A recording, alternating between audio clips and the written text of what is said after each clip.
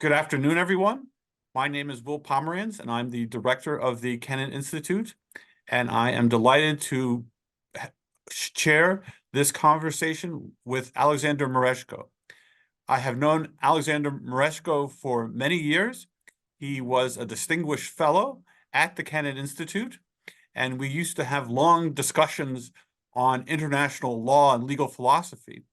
But Oleksandr has moved on, and he is our only Kennan Institute alum who is actually a member of the Supreme Rada, and he is chair of the Foreign Affairs Committee.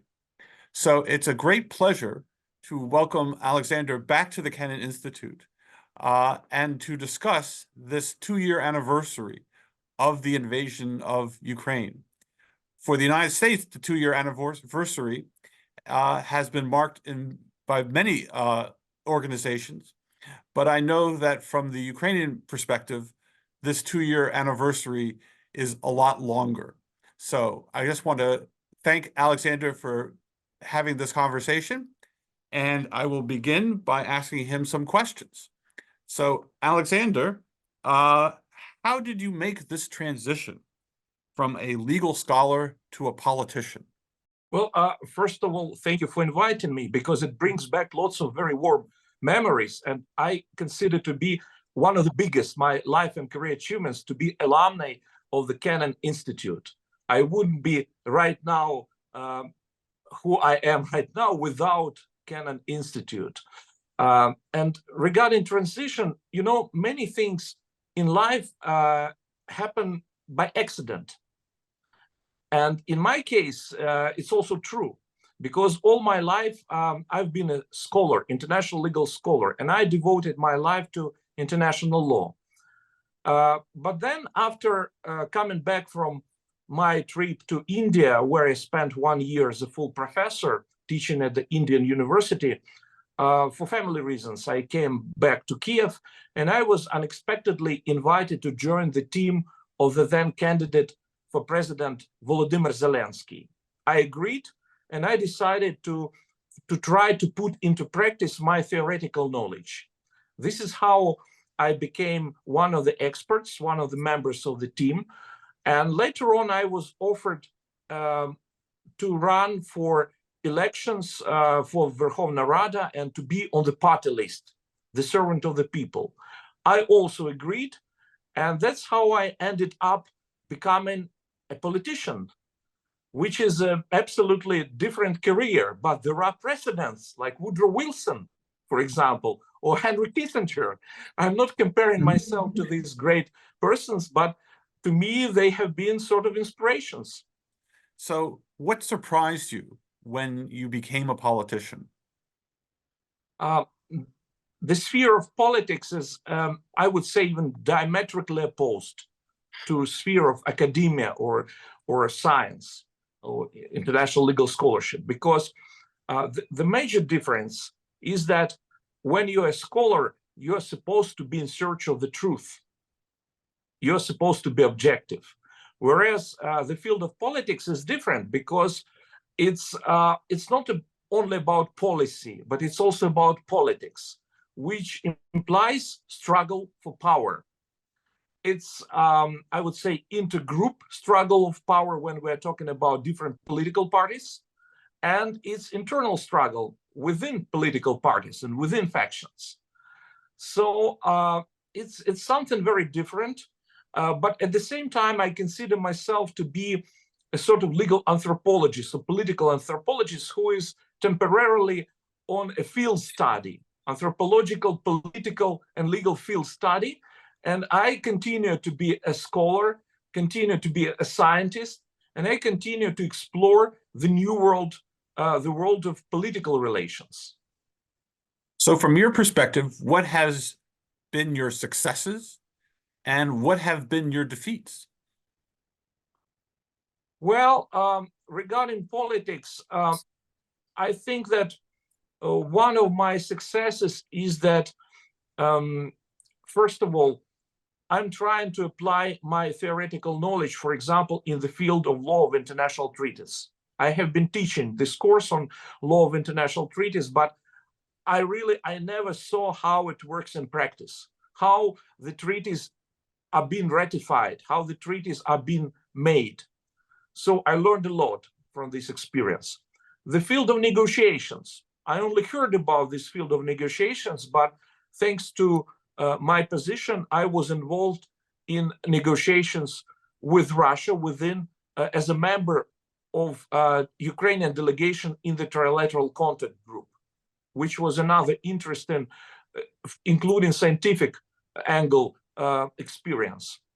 I also learned how international organizations work, because I'm a member of Ukrainian delegations at some interparliamentary institutions like Parliamentary Assembly of the Council of Europe, Parliamentary Assembly of ASEAN, and Interparliamentary Union, which gives me first-hand information and experience of how international organizations work in practice. And among, I would say, my successes, but I mostly view it as a collective successes. Of course, the first place, from my perspective, is the fact that my colleagues, my committee, we have managed to resist Russian invasion in the way we can as the members of parliament. It was important, starting with the first days of the full-scale invasion. And the fact that we have survived as a country, as a state, I think it's tremendously important. And I'm privileged and I'm proud that I also participated in this with my colleagues, members of parliament. A failure to me was that turned out to be that my theoretical knowledge, they're very different from practical experience. In practice, it's very different. You cannot learn this information from books just by reading books. You should have real life experience. So I want to bring up the questions about the ICC and the important issue of transitional justice in Ukraine, which has come to really the forefront of this invasion and attempts to actually use international law to hold Russia accountable. So obviously, as an international law expert, you've mentioned the ICC and other conventions, but how do you view this search for accountability for Russia, for all of its actions in Ukraine and all of its war crimes? My feeling is that this will be potentially go on long after this war has ended, however this war ends. But I think that this search for transitional justice and accountability will be one of the lasting memories of this war. So what have you done to deal with questions of transitional justice? And have you, again, are you optimistic? I talk to a lot of people about this issue. Some say it'll never happen. Some say, yes, it will happen, but it will take some time. So what is your attitude towards transitional justice? I believe that in this regard, international law is different from national law. And justice in international law, in international society, takes longer than in national society, in national legal system. But it's inevitable. It's inevitable because it's a matter of humankind progress. What I mean by that what we have right now, it's not only a war of one country against the other. It's not only Russian war of aggression against Ukraine. It's about international law, and it's about future of humankind. Because it's about international law. Because in order to prevent such acts of aggression from happening in the future, the aggressor should be punished. He should be held to accountability, to responsibility. And this is the only guarantee from the rerun of these acts of aggression in the future. That's why it's so important.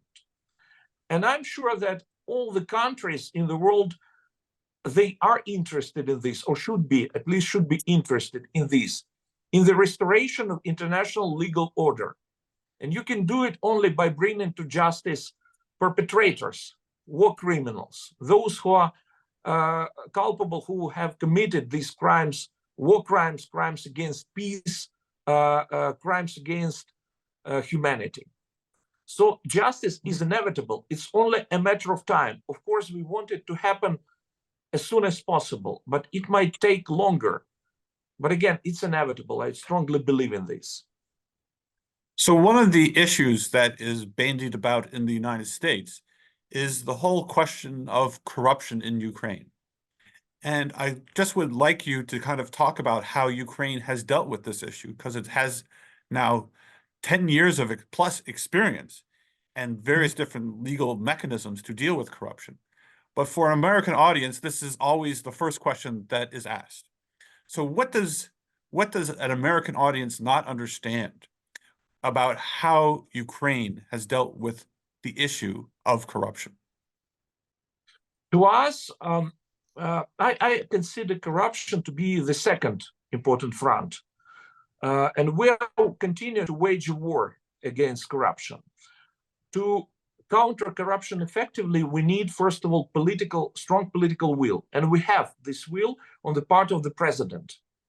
We understand that to be credible, to be trustworthy, to be given enough military aid and support, we need to be beyond or above any suspicions regarding corruption. I can give you practical examples that we're serious about fighting corruption, despite the fact that for many years, for decades, Ukraine has been associated very strongly with corruption in the West. The example is that right now, no one is beyond responsibility, no one is immune to responsibility for corruption. If we take members of parliament, we can see examples of members of parliament who were brought to justice for corruption. Before President Zelensky became a president, there was immunity for the members of parliament. Now we don't have it. Another example, the chair of Supreme Court, the head of the Supreme Court, who was recently brought on the charges of corruption. You couldn't imagine it even 5 years ago. So no one is immune. Neither ministers, nor members of parliament, nor judges in the court system. No one is immune. Second, we have rather reliable and efficient what we call anti-corruption architecture. I mean, for example, special office of the prosecutor, anti-corruption. We have special anti-corruption court, which is efficient enough. We have a system of fighting against unjust enrichment, you know. So, and you know, as a member of parliament, I can honestly say that I feel myself to be like under microscope, you know. And that's why I think that the struggle against corruption, sort of top corruption, is rather efficient right now. That this is because we have strong political will on the part of the president himself, first of all. And we also understand that it's a matter of life and death during the war, because this stigma of being corrupt, it always had very serious consequences in the West regarding Ukraine. And we cannot afford right now, when we're struggling for our survival, to be associated with corruption. That's why we are serious about fighting corruption. Thank you for that answer. I also want to raise the question as to future elections in Ukraine, because the time limit is running out for the Supreme Rada. But holding elections in times of military conflict is very, very difficult.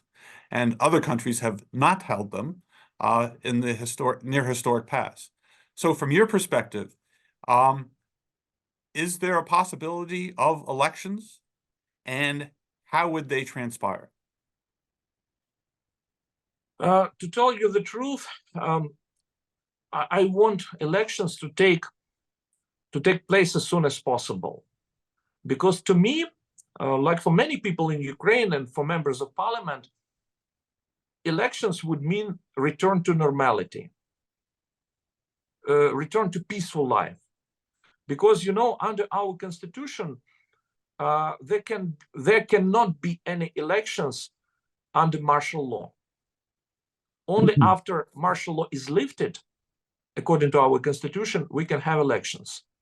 And there was recently an agreement reached by different factions in the Ukrainian parliament that elections will be held, parliamentary elections will be held within 6 months after the martial law is lifted.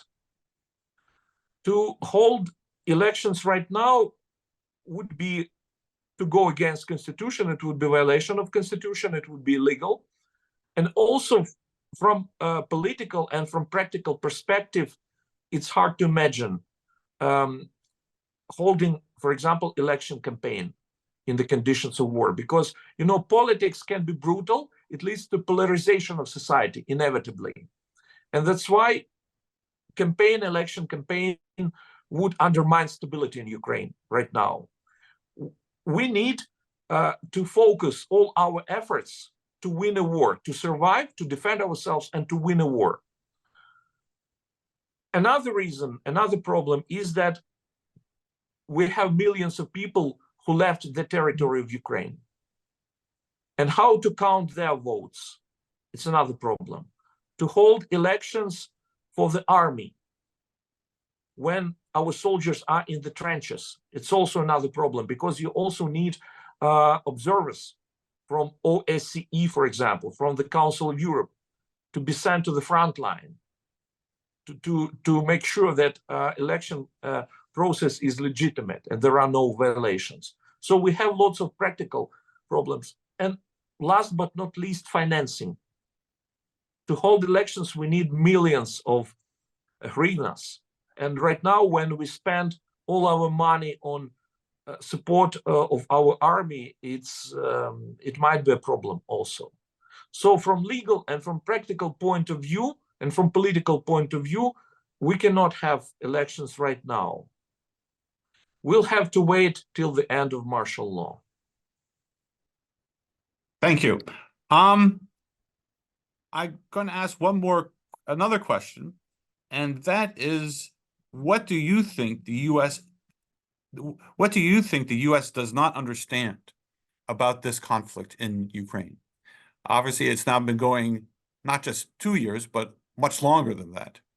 And so how do you explain the importance of Ukraine and Ukraine's ambitions to be a democracy and to be a part of Europe? How do you explain that fact in terms of how this war is going, and how does a Western audience understand what Ukraine is going through and what Ukraine wants to achieve? First of all, I would like to take this opportunity to thank my American friends, to thank American people, American government. We really appreciate bipartisan support. You know, it's good to know that Republicans and Democrats, both political parties, support us.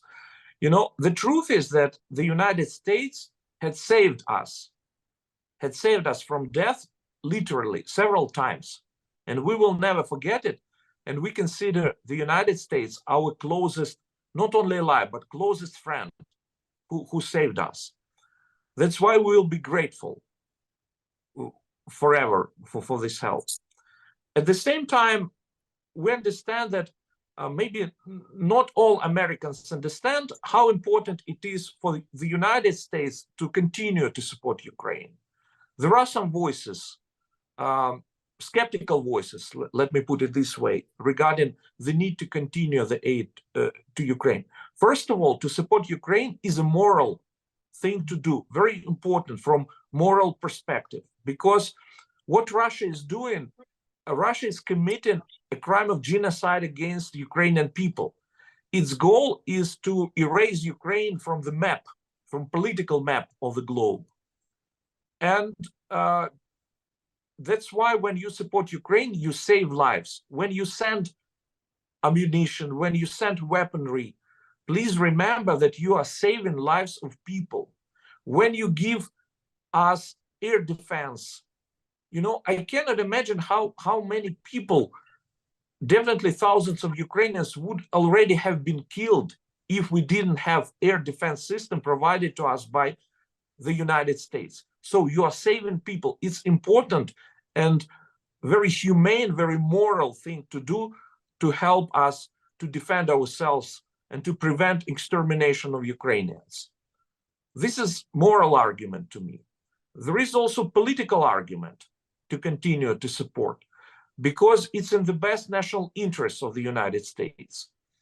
If we fall, if we fail, I'm sure that Russia will never stop. Russia is empire, and it will continue. It can attack tomorrow Moldova. It can attack tomorrow Romania, Poland, Baltic states. The fact is that Russians, they don't conceal that they are fighting this war against the US, against the West, and against NATO. This is how they explain, for example, why they were defeated by Ukrainian troops next to Kyiv, for example, or near Kharkiv. They say, we're fighting this war against NATO and the United States, which is leader of the Western alliance. And Ukraine is fighting this war also not against Russia. Russia is part of a coalition of states like North Korea, like Iran, which provides drones to Russia. North Korea provides ammunition. Belarus is also part of this war. Unfortunately, Russia is economically supported, propagandistically supported by China, which is also true. So, and I agree with those Americans who openly say that what we have is a conflict between global democracy, democratic states, and authoritarian regimes. It's true. And Russia is waging, I would say, hybrid war against democracies. And it's waging real war against Ukraine in the territory of Ukraine. That's why it's important to continue to support Ukraine. So these are the basic arguments. And, you know, all we are asking from our allies and our friends to give us enough weaponry.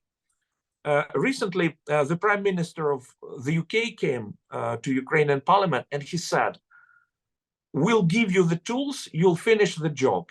So we expect from you not the soldiers to be sent, because we'll be fighting ourselves, but we need weaponry, we need the tools to survive, to defend ourselves. Very good. My last question for you is to go back to the Kennan Institute and how the Kennan Institute helped your career, not only as a scholar, but now as a politician. You know, to me, I've been twice to Kennan Institute on Fulbright programs, and to me, Kennan is an ideal institute. I have always referred to it as a paradise for scholars. Kennan Institute, to me, is important as a very intellectual, very intellectually stimulating environment. People are the most important part of Kennan Institute. It's a unique opportunity to learn a lot from other specialists on different issues, historians, political scientists, economists, writers from different countries. This is a very unique place to me. And my frame of mind, my worldview was shaped by this communication within Kennan. Thanks to those people whom I met and who persuaded me, due to them I changed my outlook in many respects. And I have learned a lot from these people whom I met at Kennan Institute. And I'm very nostalgic, to tell you the truth, about Kennan.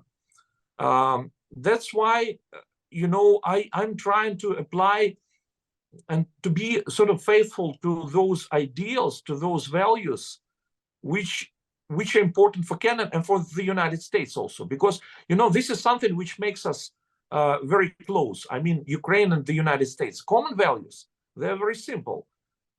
Rule of law, for lawyers, it's important. Democracy, human rights and human dignity, liberal democracy, respect for freedom of thought, respect for other opinion, and so on. And these values have always been values of Kennan Institute.